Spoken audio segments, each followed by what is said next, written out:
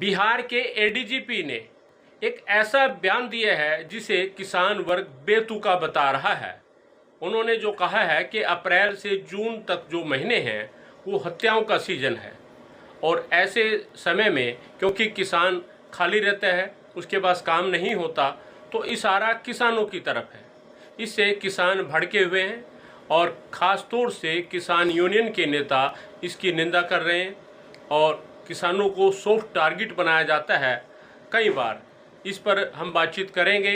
हरियाणा प्रदेश अध्यक्ष भारतीय किसान यूनियन के प्रदेश अध्यक्ष करम सिंह मथाना से क्या कहेंगे साहब? अच्छा है जनाब, ये जो डीजीपी ने बयान दिए हैं बिहार के, ये बयान है, इनको ऐसे बयान नहीं देने चाहिए थे।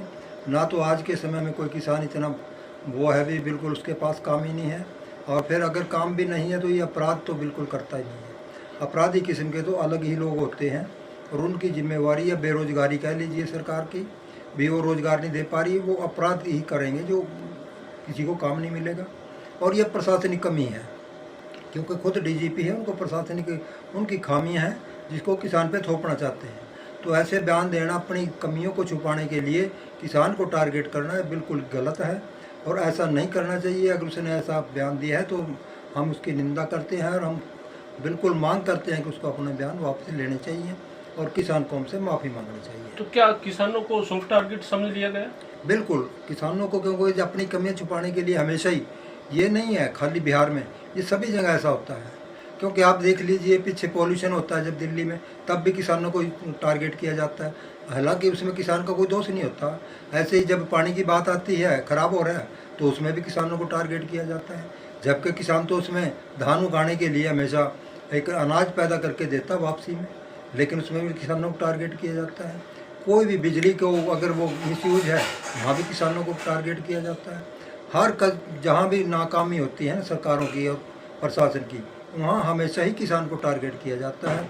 इसका कारण है कि यहाँ इस देश के अंदर अभी भी किसान ऑर्गेनाइज नहीं है, जिसकी वजह से जिसको भी अपनी नाकामी छुपाने की जरूरत पड़ती है तो किसान को सॉफ्ट टारगेट कर देता है।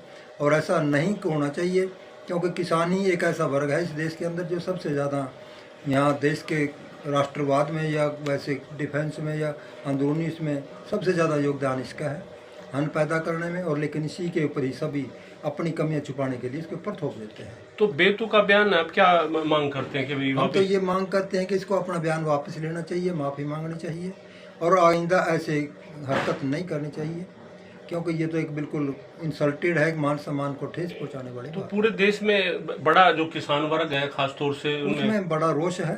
तो उसके लिए हम तो यही कहते हैं कि ये बिल्कुल डीजीपी ने जो बयान दिया इसको वापस लें और किसान वर्ग से माफ़ी मांग लें तो ज़्यादा अच्छा है।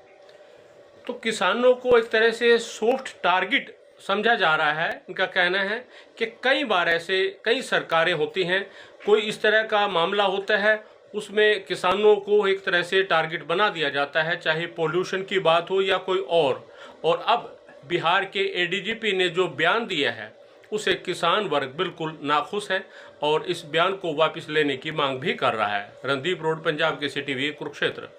हमसे जुड़े रहने के लिए हमारे YouTube चैनल को सब्सक्राइब करें और नई वीडियो की नोटिफिकेशन के लिए बेल आइकॉन को दबाएं।